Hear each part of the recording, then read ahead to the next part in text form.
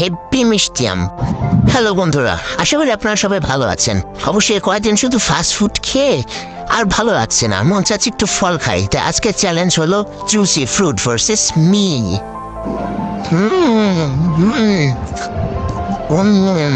অবশ্য গরমের মধ্যে তরমুজের চাইতে ভালো ফল আমি আর দেখি না। এই দেখুন, গ্রিন আঙ্গুর, হেব্বি মিষ্টি। ফল অবশ্য শরীরের জন্য খুবই উপকারী বন্ধুরা। অবশ্য নিয়মিত ফল খেলে শরীর, স্বাস্থ্য, চেহারা, স্কিন সব ভালো থাকে।